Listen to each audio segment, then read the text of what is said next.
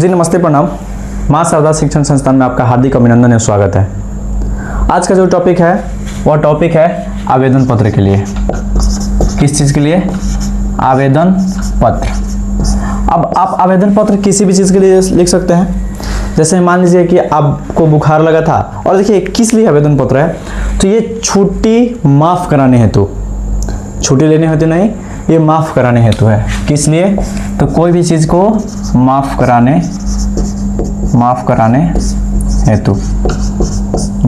हेतु, इतना याद रखिएगा।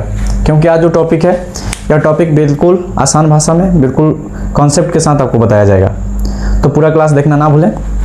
देखिए, ये जो आवेदन पत्र होता है बहुत ज़रूरी होता है। आपको एक एक नंबर मायने रखता है मैट्रिक बोर्ड में। उस बोर्ड के लिए, क्लास 10th के लिए आप सभी का एक आवेदन पत्र है, और बिल्कुल आसान भाषा में।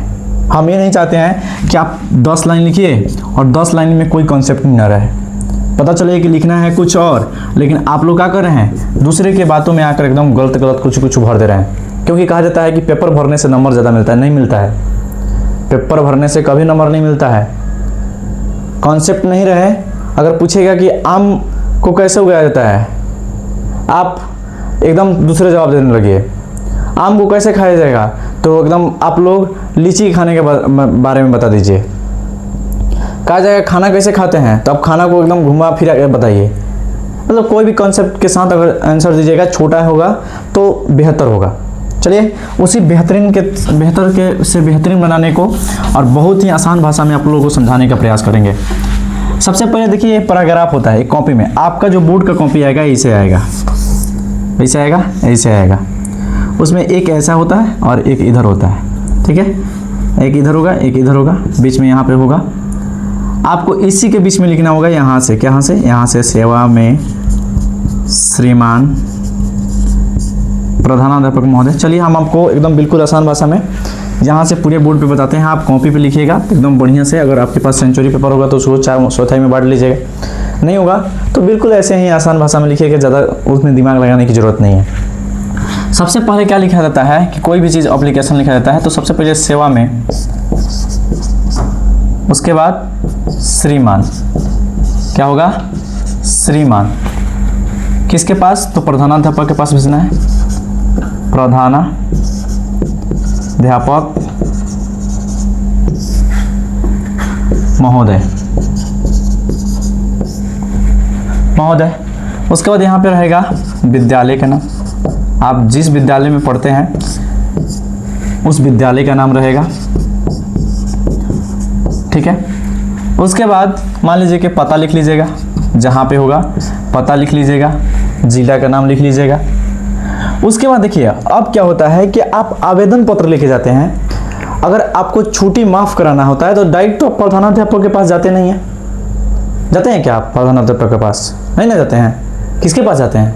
अपने क्लास टीचर के पास, यानी आपके वर्ग के जो अध्यापक रहेंगे, जो आपके हाजिरी लेंगे, उन्हीं के पास आवेदन पत्र दिया जाता है। अब क्यों?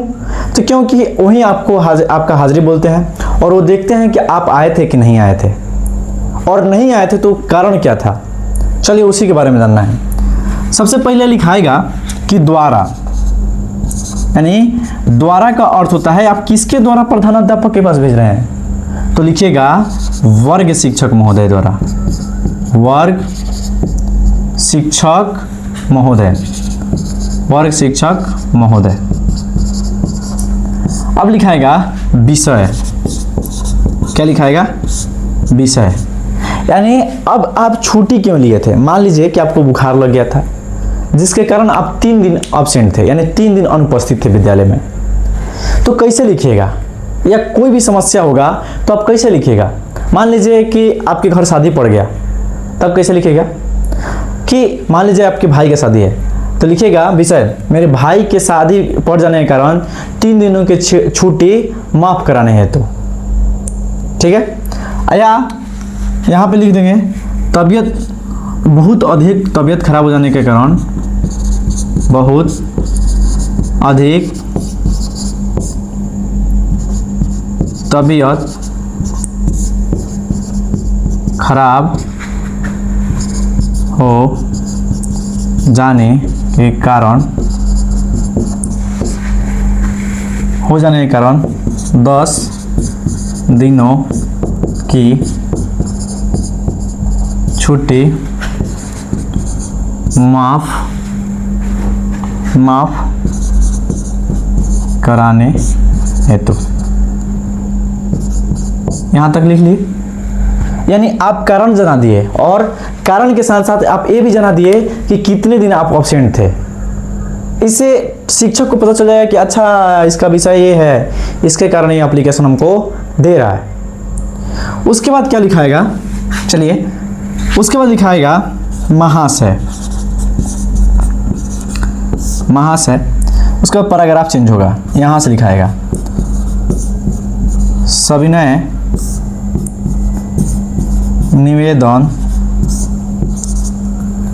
निवेदन यह है कि अगर आप लड़के हैं तो मेरा लिखिएगा और लड़की हैं तो मेरी।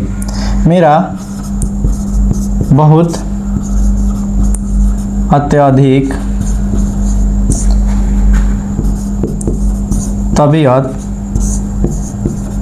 खराब हो जाने के अब यहाँ से लिखिएगा कारण मैं कल दिनांक डेट लिख दीजिए इतना से लेकर से इतना से इतना तक, मतलब जो भी डेट होगा तक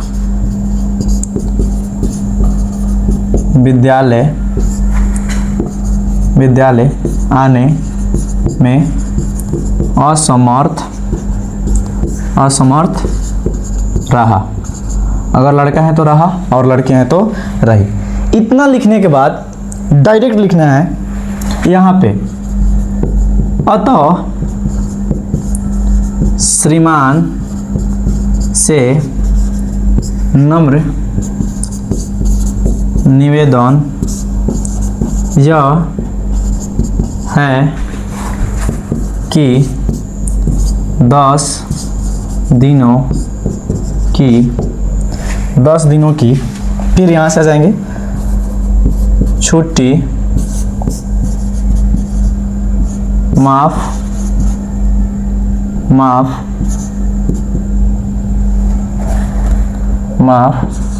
करने की कृपया प्रदान करें। यानी आपको आग्रह करना है प्रदान करें। आप लोग ये इसके आगे भी लिख सकते हैं। इसके लिए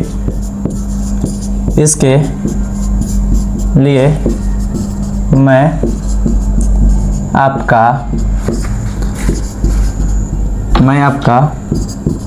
सदा आभारी रहूँगा। क्या रहूँगा, कोई दिक्कत, इसके लिए मैं आपका सदा आभारी रहूँगा। उसके बाद नीचे अगर जगह नहीं मिल रहा है, नहीं दिख रहा होगा तो चलिए यहाँ पे थोड़ा सा कोष्टक ले लीजिए। मान लीजिए कि आपका पेज हो गया, यहाँ तक आप लिख लिए, पूरा यहाँ तक लिख लिए। अब यहाँ पे क्या कीजिएगा, ऐसे दीजिएगा, लिखिएगा आपका आज्ञाकारी छात्र, जो भी होगा, थोड़ा सा नहीं हट रहा है मेरा इसलिए यहाँ पे लिख रहे हैं छात्र। उसके बाद नाम, उसके बाद क्रमांक, उसके बाद वर्ग और दिनांक। इतना लिख लीजिएगा, इसी में आपका बहुत अच्छे नंबर मिल जाएगा। आशा करते हैं कि आपको समझ में आया होगा। अगर कुछ त्रुटि हुई होगी हमसे तो आप कमेंट करके ज़रूर बताइएगा। अगर अच्छा लगा होगा तो हमारे हौसला को बढ़ाने के लिए एक कमेंट ज़रा, बहुत आपसे निवेदन है कि आप लोग एक कमेंट करके बताइएगा कि आपको वीडियो कैसा लगा। अगर आपको अच्छा लगता है तो मैं प्रयास करूँगा, प्रयास क्या, आज से प्रत्येक दिन वीडियो आपको मिलेगा। चाहे कितना भी कोई भी समस्या रहे, प्रयास रहेगा प्रत्येक दिन आपको वीडियो मिले। और 98 सब्सक्राइबर आज तक पहुंचा दिए आप लोग। सावन का पहला दिन है, पूरा विश्वास है कि इस सावन में आप लोग मुझे खुशखबरी जरूर दीजिएगा। चलिए, बहुत बहुत धन्यवाद। हमारे संस्था से जुड़ने के लिए आपको बहुत बहुत धन्यवाद।